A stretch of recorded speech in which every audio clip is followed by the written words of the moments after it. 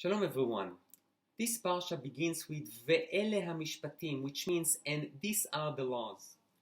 Which means that this parsha is interconnected to the parsha that we read last Shabbat, the parsha that describes the Ten Commandments, the giving of the Torah on Mount Sinai to the Jewish people.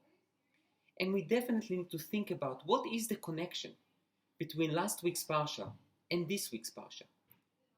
It seems to be that after the Ten Commandments that were given to the Jewish people, we would expect that this parsha will talk about something sublime, something very important, something that is so meaningful for us, because this is the parsha that comes after the Ten Commandments. But to our surprise, the Torah talks about an Eved Ivri, a Jewish servant, what to do with him, how to treat him, which obviously raises the question, this is the first law to present to us after the Ten Commandments. After the Ten Commandments, the Jewish people feels that they are on the top of the mountain spiritually.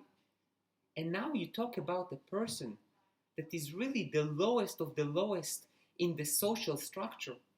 For example, someone who can become a Jewish slave is someone who stole money and does not have the money to pay back. This is someone that basically presents an immorality, someone who really doesn't make it.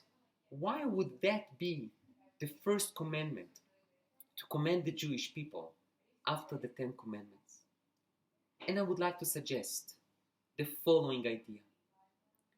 I would like to suggest that oftentimes when we reach a spiritual high, when we feel that we are on the top of the mountain and we feel that we accomplish so much, we lose sight of the people that are not there yet.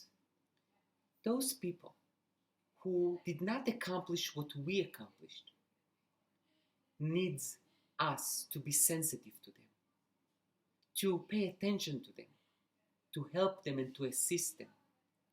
And this is where the commandment about the Jewish slaves comes to place. When you, the Jewish people, accomplish so much, you're able to see the revelation of Hashem on Mount Sinai. This is the time to also always to be sensitive to others. And the others may be people who we don't really like or we would like to ignore. The Torah comes and tells us, do not do it. The parashot are connected together. This is the first lesson. And I think there is another lesson. Sometimes we think that perhaps Judaism belongs to Mount Sinai, to the Beit HaMidrash, to the study hall, to the shul, but the Torah tells us, Ve'ele ha-Mishpatim. The way we build a society, the way we behave, the way we carry ourselves in terms of how moral we are, or how, God forbid, immoral we are, defines who we are. The Ten Commandments were given on 2 tablets, which are connected together. The laws between man and God and man are interconnected. And if we want to have an all-encompassing experience of what is Judaism, we need to connect them together. And then we can be truly Hashem witnessed.